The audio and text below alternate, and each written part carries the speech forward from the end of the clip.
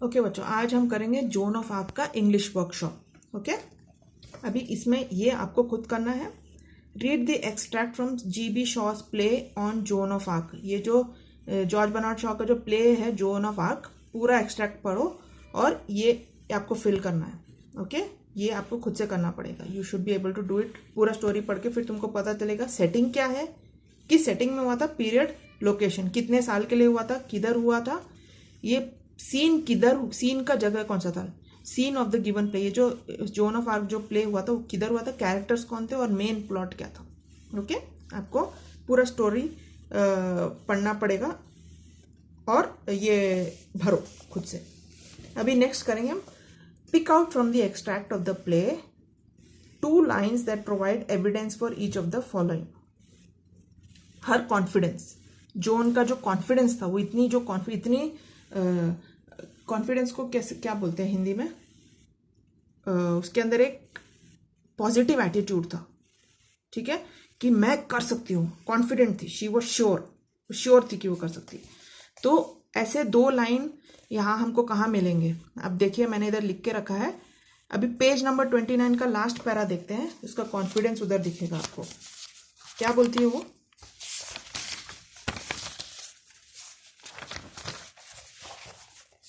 Good morning captain squire. Squire ने उसको अंदर बुलाया था, तब उसने क्या बोला, good morning captain squire, you are to give me a horse and armour and some soldiers and send me to the Dauphin. उसने बिना डरे पहले उसको जो चाहिए था वो मांग लिया। वो उसका क्या दिखाता है, कॉन्फिडेंस दिखाता है। ओके, फिर सेकंड क्या है, हम पेज नंबर 30 का 4th पैरा देखेंगे। पेज नंबर 30 का 4th पैरा, जोन क्या बोलती है, you think you will square. वो जब उसको बोलता है कि मैं तेरे को घर भेजूंगा तेरे माँ बाप के पास, तो what does she say, you think squire but it won't happen that way, you said you would not see me but here I am. कितनी कॉन्फिडेंट है, देखो मैं इधर हूँ, आपने मुझे बोला था कि आप मुझे नहीं मिलोगे, लेकिन देखो मैं आपके सामने खड़ी हूँ। हाउ कॉन्फिडेंट इज शी, ठीक है। वो तो पैरा दिखाता है कि जोन कितनी कॉन्फिडेंट थी। फिर उसका करेज कौन से पैराग्राफ्स में दिखता है, पेज नंबर 30 के पैरा नंबर 6 में देखो। करेज मतलब उसका ब्रेवरी।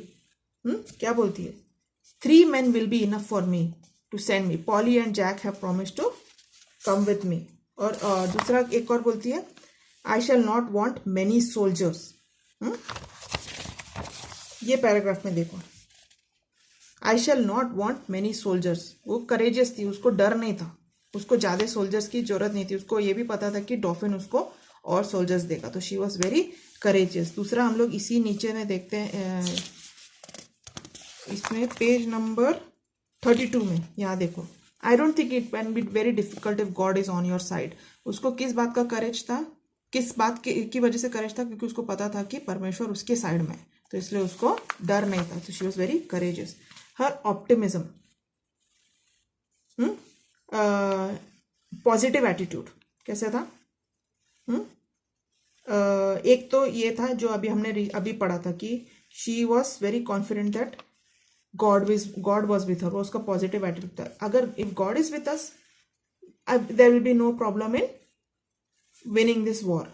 फिर second, you and Polly will live to see it, वो ये इतने ऑप्टिमिस्टिक थी, she was sure that Polly और वो कैप्टन, पॉली उसका जो फ्रेंड था जिसने जो उसको सपोर्ट करा था, वो और कैप्टन दोनों वो दिन देखेंगे जब फ्रांस में कोई भी सोल्जर नहीं रहेगा, ठीक है।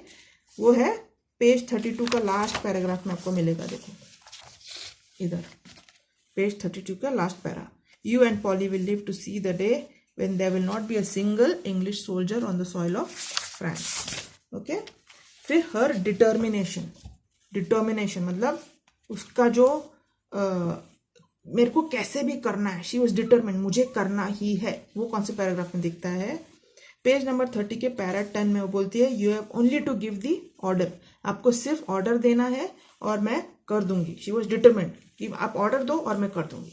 दूसरा, you do not understand square, page number 32 का लास्ट पैरा फिर से देख लेते हैं, ये क्या बोल रही है, यू डू नॉट, वो स्क्वायर को बोल रही थी, स्क्वायर आपको समझ नहीं आ रहा है क्यों ये ऐसा हो रहा है।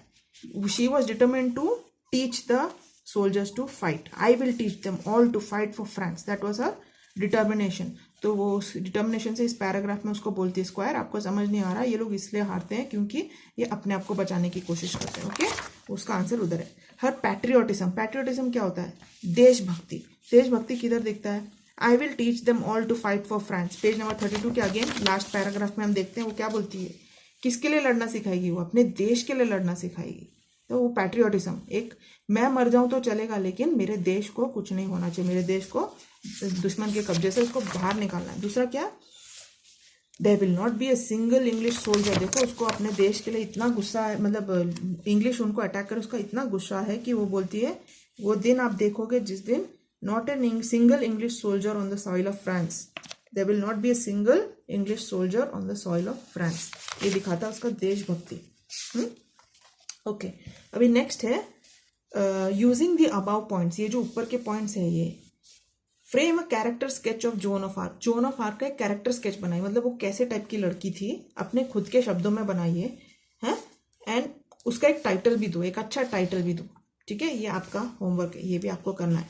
4 या 5 लाइन, 5 या 6 लाइन में आप एक पैराग्राफ बनाइए जिसमें वो you will give a character sketch of zone of arc, about how confident she was, about how courageous she was, about how optimistic she was, how determined she was and how patriotic she was. अपने आप को थोड़ा सा story अच्छे से समझाओ कि वो लड़की के अंदर कहाँ से ये देशभक्ति आई, वो इतनी कॉन्फिडेंट क्यों थी, वो किस पे भरोसा करती थी, और उसका पीछे मोटिवेशन क्या था, उसको अपने देश के लिए लड़ना था। जब हमारा देश किसी तकलीफ में आता है तो हमें बहुत गुस्सा आता है। अभी जैसे चाइना हमारे देश को तकलीफ दे रहा है बॉर्डर में, धीरे धीरे धीरे और एरिया अपने कब्जे में करते जा रहा है धीरे धीरे।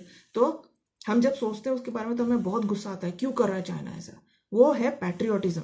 अपने देश को, जैसे पाकिस्तान अगर हमारे देश को अटैक करेगा तो हमें अच्छा नहीं लगेगा, तो वो है पैट्रियोटिज्म। ओके, तो ये सब पॉइंट्स बना के आपको एक पैराग्राफ बनाना है जोन ऑफ आर्क के कैरेक्टर के बारे में, उसको कहते हैं कैरेक्टर स्केच। ओके, अभी next, from the extract find what the following are compare to and Y.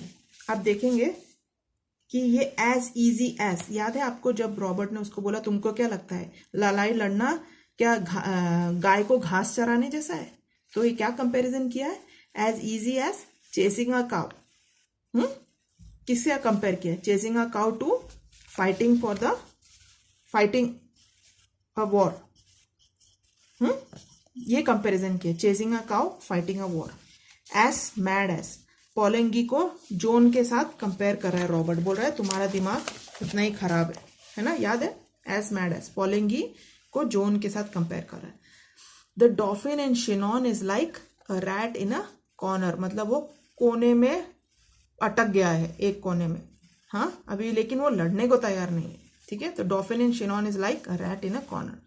फिर the enemy soldiers will be driven away like sheep. कब? जब हमारे soldiers will learn to fight for their country. तो enemy soldiers को किससे compare किया है? Sheep के साथ। Okay, this is the comparison. Okay, next, Joan of Arc is a bit of a miracle. वो पोलेंगी बोलता है ना, वो खुद ही एक चमत्कार जैसी है। तो जोन ऑफ आर्क को किससे कंपेयर किया है? चमत्कार से। अभी ये क्वेश्चन है से वाई, क्यों। राइट इन योर नोटबुक, अगर इधर जगह है तो लिखो, नहीं तो नोटबुक में लिखिए क्यों ऐसा है। Joan wanted to meet Captain Squire, क्यों? Why Joan wanted to meet Captain Squire? Joan wanted to meet captain. जब आप आंसर करते हो क्वेश्चन तो प्लीज मेक श्योर आप कंप्लीट सेंटेंस फॉर्म करो। ओके, तो अभी ये क्वेश्चन आएगा तो क्या लिखेंगे आप? Joan wanted to meet Captain Squire, reason Y.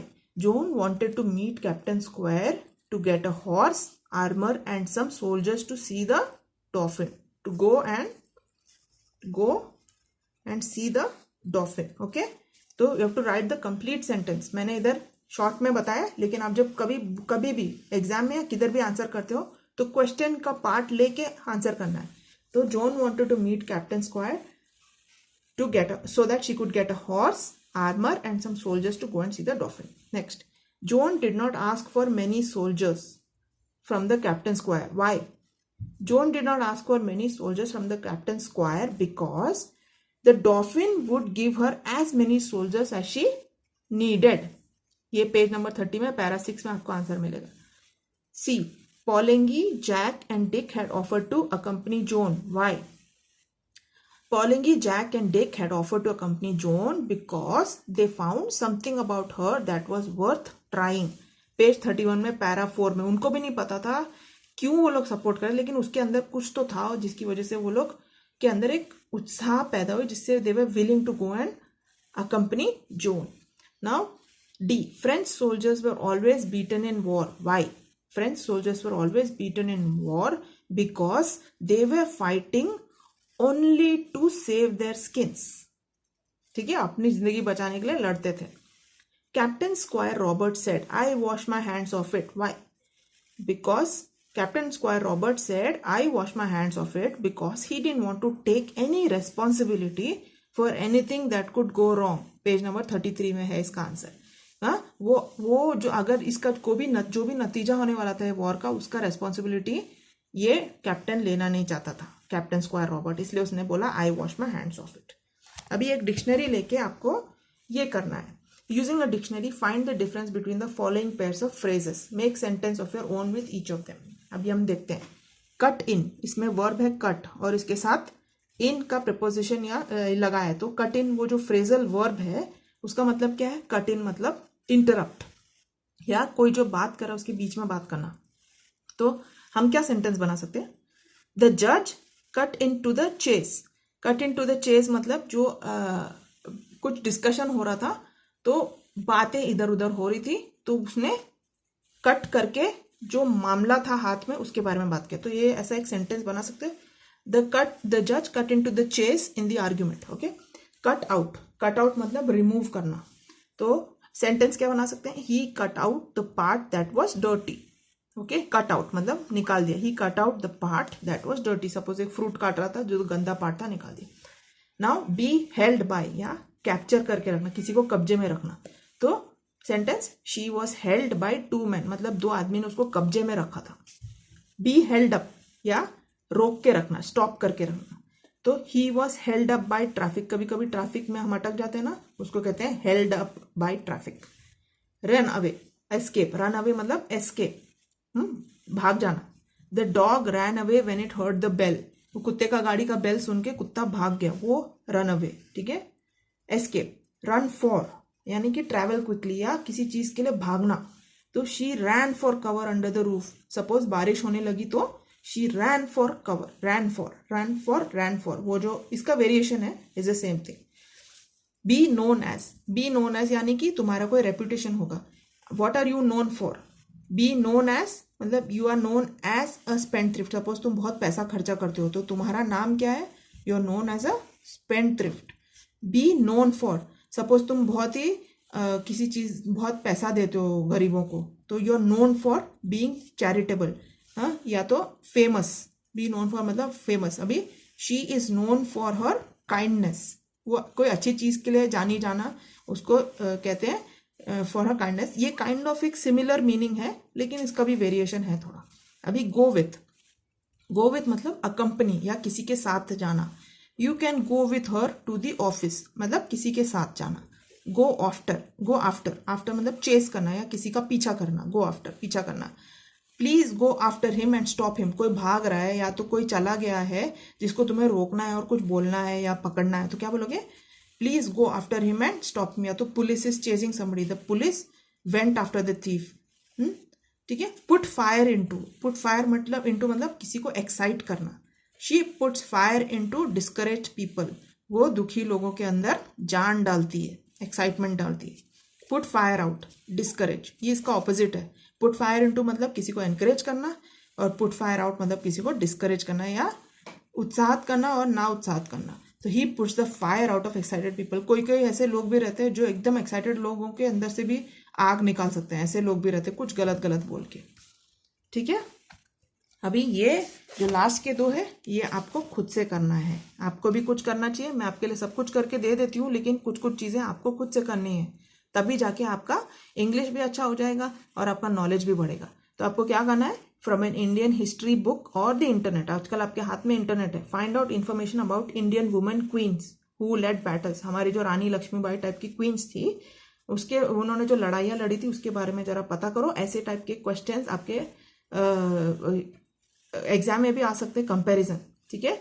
Write 3 points of similarity and 3 points of contrast between any of the queens and Joan of Arc. Indian queen's and zone of Arc के बीच में क्या similarity था और क्या contrast था. 3 point आपको story पढ़ने के बाद आपको तो जोन ऑफ आर्क का स्टोरी ऑलरेडी पता है. एक इंडियन क्वीन का स्टोरी पढ़ो शॉर्ट फॉर्म में, ज्यादा बड़ा स्टोरी पढ़ने का जरूरत नहीं है. समरी पकड़ने का, समरी ऑफ द स्टोरी लेके ये दोनों के बीच में क्या सिमिलैरिटी था. उनका करेज में सिमिलैरिटी था, उनके बात करने के तरीके में सिमिलैरिटी था, किस चीज में कॉन्ट्रास्ट किस में था, किस चीज मतलब बात करने में कॉन्ट्रास्ट था कि उनके एक्शंस में कॉन्ट्रास्ट था. क्या कॉन्ट्रास्ट है? कॉन्ट्रास्ट मतलब सिमिलैरिटी मतलब क्या सेम चीजें थी और क्या अलग चीजें थी.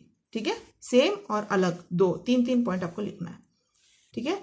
Read the script from Joan, good morning captain squire up to Joan, simply Polly and Jack have promised to come with me. और इसके बाद क्या करना है आपको? Write a summary of that part of the script in 15 to 20 lines. ठीक है.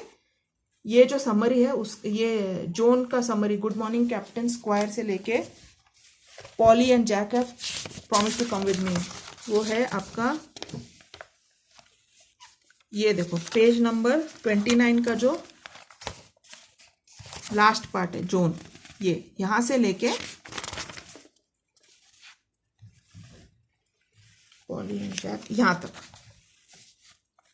यहां तक पढ़ के, वहां से लेके यहां तक पढ़ के आपको इसका एक छोटा सा समरी लिखना है. और इसके साथ हमारा लेसन खत्म होने वाला है. लास्ट पेज है.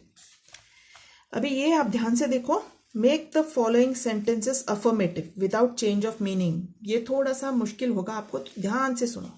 अफर्मेटिव मतलब पॉजिटिव कराना. ये जो नेगेटिव सेंटेंस है इसको पॉजिटिव सेंस में लिखना है. ओके. तो सब अभी देखो यहाँ जो नेगेटिव स्टेटमेंट क्या दिया है, I am not so sure. ये नेगेटिव क्यों बोला गया इसको? क्योंकि इसमें नॉट का वर्ड यूज किया है. ये नॉट यूज किए बिना ये सेंटेंस को लिखना है जिससे मीनिंग सेम रहेगा लेकिन इट विल साउंड पॉजिटिव. ठीक है, without using the word not. देखो एफर्मेटिव सेंटेंस में नॉट नहीं आता है, नो नेगेटिव वर्ड्स नहीं आते एफर्मेटिव सेंटेंसेस में. तो आपको ये जो 6 सेंटेंस दिए हैं इसको पॉजिटिव साइड से लिखना है, अफर्मेटिव में लिखना है. अफर्मेटिव मतलब पॉजिटिव तरीके से. तो नेगेटिव स्टेटमेंट क्या है? I am not so sure now. इसमें नॉट आ रहा है, अभी हमको नॉट हटाना है. तो हम कैसे लिख सकते हैं इसको? I have some doubts now. मतलब इसमें नॉट नहीं आ रहा है लेकिन मीनिंग वही बता रहा है कि वो क्या, I am not so sure now का मतलब भी वही है कि अरे मेरे को आई एम नॉट श्योर, मुझे पक्का नहीं है. लेकिन हम उधर नहीं यूज कर रहे हैं. लेकिन अफर्मेटिव में क्या बोल रहे हैं? आई हैव सम डाउट्स, मुझे कुछ डाउट्स है. मीनिंग वही कन्वे हो रहा है. अभी सेकेंड है, he will not be able to stop them. ये नॉट नेगेटिव है ना, इसको हटा के कैसे लिखेंगे? Stopping them will be difficult for him. उनको रोकना, इधर क्या, he will not be able to stop them का मतलब क्या है? वो उसको रोक नहीं सकता. ठीक है, उसमें नहीं आ रहा है. अफर्मेटिव में क्या लिखेंगे? Stopping them will be difficult for him. उनको रोकना मुश्किल है. इसमें कम से कम नहीं का यूज नहीं हो रहा है, उनको रोकना मुश्किल है बस. तो अफर्मेटिव सेंटेंस होता है. फिर third, I don't remember. Don't negative word है, इसको यूज किए बिना हम ये कैसे बोल सकते हैं? अरे मुझे याद नहीं है. नहीं यूज हो रहा है ना इधर, नहीं, डोंट. उसके हम कैसे लिख सकते हैं? I have forgotten. मैं भूल गया. उसमें नहीं का वर्ड यूज नहीं हो रहा. ओके, उसका मतलब वो है. फिर I can do no more. No फिर से नेगेटिव आया. अरे मैं नहीं कर सकता, नहीं आ रहा है. अफर्मेटिव में कैसे लिखोगे? I have done enough. अरे मैंने बहुत कर लिया है. इट साउंड्स पॉजिटिव ना, मैंने बहुत कर लिया, उसमें नहीं भी नहीं आ रहा है. तो ऐसे अफर्मेटिव सेंटेंसेस बनाया जाता है फ्रॉम नेगेटिव टू पॉजिटिव. फिर sir do not anger her. Do not, not फिर से नेगेटिव आ रहा है. सर उसको गुस्सा मत दिलाओ, मत नेगेटिव आ रहा है. तो अफर्मेटिव कैसे बोल सकते हैं हम उसको? Sir keep her happy. उसको खुश रखो, मतलब तो वही है, उसको गुस्सा मत दिलाओ मतलब उसको खुश रखो, है ना. फिर negative, I shall not want many soldiers. नॉट आ रहा है, देखो मुझे बहुत सारे सोल्जर्स की जरूरत नहीं है, नहीं आ रहा है. अफर्मेटिव में कैसे लिखोगे? आई शैल नीड अ फ्यू सोल्जर्स. मुझे थोड़े से सोल्जर्स की जरूरत है. ये सेम सेंटेंस को हमने पॉजिटिव कर दिया. क्या? नहीं, मुझे इतने सोल्जर्स नहीं चाहिए के बदले क्या बोला? मुझे इतने सोल्जर्स बस है. समझे कैसे इसको कन्वर्ट करते हैं? थोड़ा सा ध्यान से उसको देखो. ओके, अभी fill in the gaps in the table. अभी ये है noun, verb, adjective and adverb. First example दिया है, success is noun, succeed is verb, adjective is successful और सक्सेसफुली एडवर्ब है। तो इधर सेकंड है इंस्पायर, इंस्पायर का नाउन है इंस्पिरेशन, एडजेक्टिव है इंस्पायर्ड, एडवर्ब है इंस्पिरेशनली। फिर सेफ, सेफ का एडजेक्टिव दिया है, एडजेक्टिव दिया है सेफ, इसका नाउन होगा सेफ्टी, वर्ब होगा सेफ गार्ड और एडवर्ब होगा सेफली। फिर हार्म वर्ब दिया है, वर्ब का नाउन भी हार्म होगा, एडजेक्टिव हार्मलेस और एडवर्ब हार्मलेसली। इसमें थॉट नाउन दिया है, वर्ब होगा थिंक, एडजेक्टिव होगा थॉटलेस और एडवर्ब होगा थॉटफुली। ओके, तो अभी बाकी 3 आप खुद से करो, ट्राई करके देखो, नहीं हो रहा है तो मुझे पूछो, I will tell you. So with this our lesson Joan of Arc is over. If there are any doubts please ask me in the comments or on the WhatsApp. Bye.